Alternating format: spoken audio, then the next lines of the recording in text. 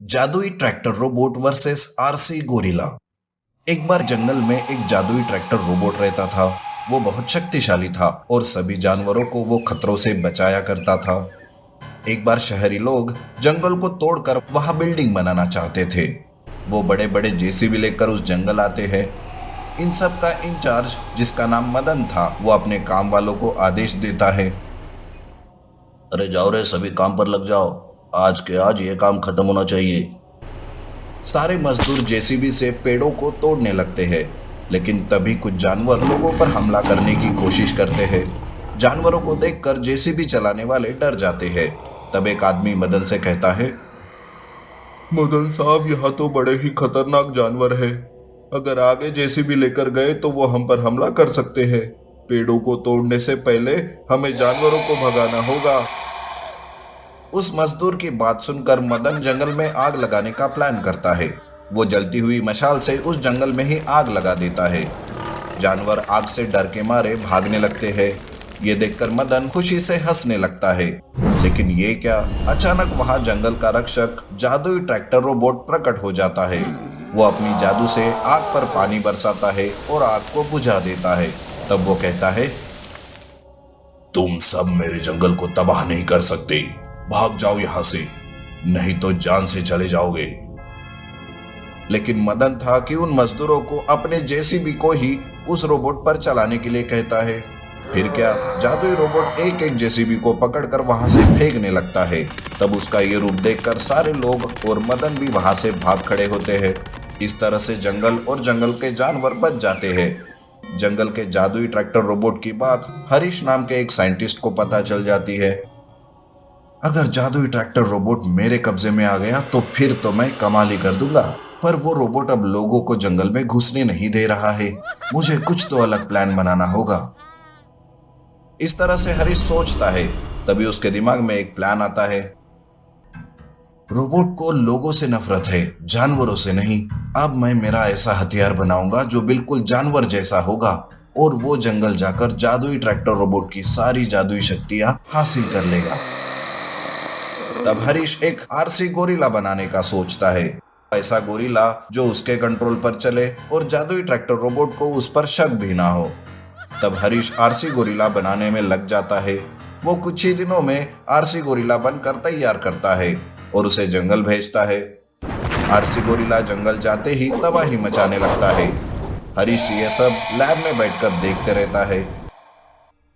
बस अब एक बार वो जादुई ट्रैक्टर रोबोट मेरे सामने आ जाए, फिर मेरा आरसी गोरिल्ला जादुई ट्रैक्टर रोबोट की सारी जादुई शक्तियां खुद में खींच लेगा। जंगल की तबाही होते हुए जादुई ट्रैक्टर रोबोट कभी नहीं देख सकता था, इसलिए वो आरसी गोरिल्ला को रोकने आता है। जैसे ही जादुई ट्रैक्टर रोबोट सामने आता है, आरसी गोरिल्ला के अंदर से एक रोशनी निकलती है जो कि जादुई रोबोट की शक्तियां छीनने लगती है। जादुई रोबोट उसे रोक भी नहीं पा रहा था। अरे ये क्या हो रहा है? मैं इसे रोक क्यों नहीं पा रहा? ये क्या हो रहा है? देखते ही देखते सारी जादुई शक्ति आरसी गोरिल्ला छीन लेता है। अब वो जादुई आरसी गोरिल्ला बन गया था। ये सब देखकर उधर हरीश बहुत ही खुश हो जाता है। यस, मैं कामयाब हो गया। अब मैं सब पर राज करूंगा। जंगल में जादुई ट्रैक्टर रोबोट डीएक्टिवेट हो गया था। आरसी गोरिल्ला सीधे हरीश के पास आता है। हरीश दूसरे दिन शहर में आरसी गोरिल्ला की मदद से तबाही मचाने लगता है। वो सबको भागते हुए और डरते हुए देखकर उसे बहुत ही मजा आ रहा था। तभी वहां आर्मी और पुलिस भी पहुंच जाती है। पुलिस कहती है, मिस्टर हरीश, आप ये ठीक नहीं कर रहे हो। आपने इस आरसी गोरिल्ला को रोका नहीं तो इसका अंजाम बड़ा बुरा होगा। ये सुनकर हरीश उन पर हंसने लगता है और आरसी गोरिल्ला का रुख पुलिस और आर्मी वालों की तरफ करता है। आरसी गोरिल्ला जादुई शक्ति से कभी आग लगाता है तो कभी उन पर गोलियां बरसाता है। वो सभी हार कर वहां से भाग खड़े होते हैं। शहर की हालत देखी नहीं जा रही थी। अब तो बस उस आरसी गोरिल्ला को वो जादुई ट्रैक्टर रोबोट ही रोक सकता था, पर वो तो जंगल में डीएक्टिवेट पड़ा हुआ था। तभी जंगल में एक सुपर रोबोट आता है जो जादुई ट्रैक्टर रोबोट को पावर देता है। सुपर रोबोट की वजह से ट्रैक्टर रोबोट फिर से एक्टिवेट हो जाता है और दुगना ताकतवर हो जाता है। तब सुपर रोबोट कहता है, जाओ और जाकर उस आरसी गोरिल्ला को सबक सिखाकर अपनी जादुई शक्तियां वापस ले लो। तब जादुई ट्रैक्टर रोबोट शहर की तरफ जाता है। वो आरसी गोरिल्ला को रोकता है, उससे लड़ाई करता है और अपनी सारी जादुई शक्तियां उससे छीन लेता है। अब वो आरसी गोरिल्ला फिर से मामूली बन जाता है और जादुई ट्रैक्टर रोबोट के सामने वो हार जाता है। जादुई ट्रैक्टर रोबोट आरसी गोरिल्ला को मार मार कर उसके टुकड़े टुकड़े कर देता है और फिर से वापस जंगल चला जाता है। हरीश खुद की हार सहन नहीं कर पाता और खुद ही खुद को पुलिस के हवाले कर देता है। JCB robot versus giant monster robot. Naresh एक अच्छा रोबोटिक इंजीनियर था। वो रोबोट बनाने के साथ साथ एलियन पर भी रिसर्च करता था। उसे यकीन था कि एलियंस है और वो इसके लिए दिन रात मेहनत भी करता रहता था। शहर से दूर जंगल के पास नरेश की एक बहुत बड़ी लेबोरेटरी थी। पहले पहले तो कुछ लोग जंगल आया जाया करते थे, पर अब अचानक से लोगों का जंगल आना कम होते जा रहा था। तभी एक बार एक आदमी जंगल से भागते हुए आ रहा था। नरेश उसे देखकर कहता है, अरे भाई, इतने डरे हुए कहाँ भागे जा रहे हो? किसी शेर को देख लिया क्या?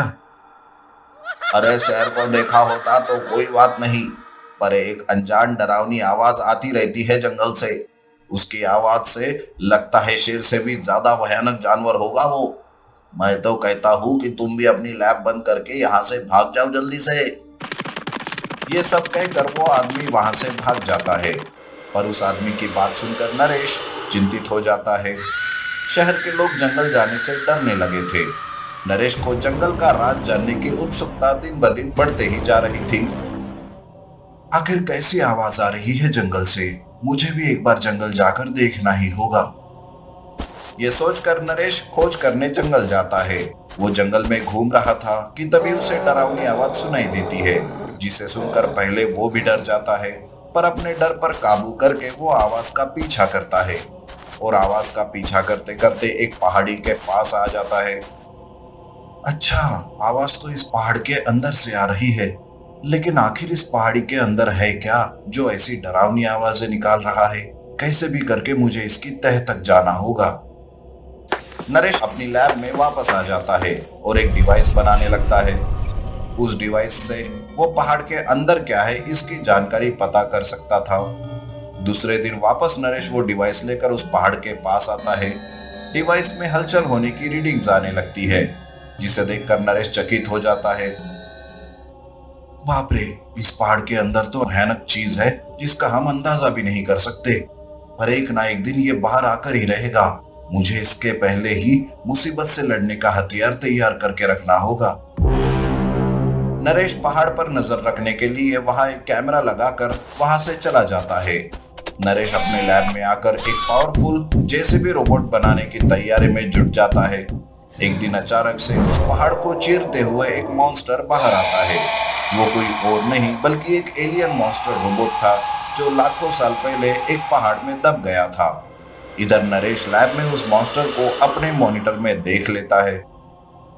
अरे, ये तो एलियन मॉन्स्टर रोबोट है, लेकिन ये यहाँ धरती पर कैसे? अब इसका पता कैसे लगाओ?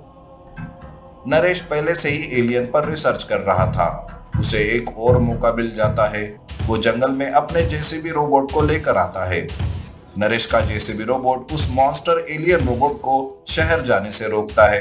उन दोनों के बीच वहीं पर लड़ाई शुरू हो जाती है। मॉन्स्टर रोबोट जेसीबी रोबोट को उठाकर फेंक देता है और वहां से शहर की तरफ बढ़ता है।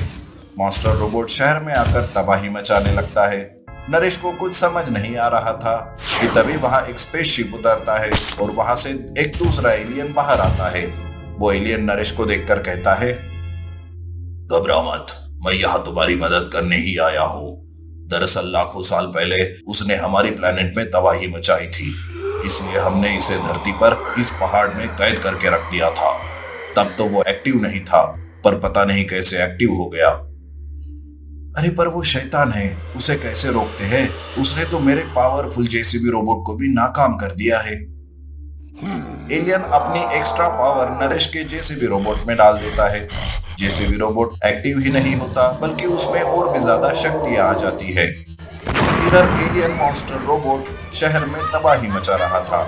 लोग तो डर के मारे यहाँ से वहां भाग रहे थे और वो मॉन्स्टर हंसते हुए सब पर हमला कर रहा था।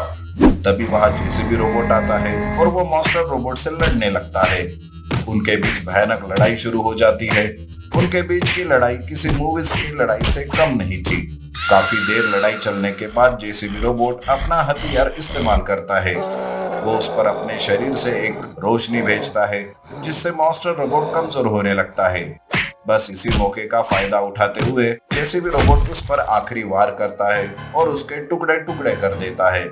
इस तरह से मॉन्स्टर रोबोट का अंत हो जाता है और फिर से वो एलियन उसे वापस उसी पहाड़ी में दबाकर कैद कर देता है।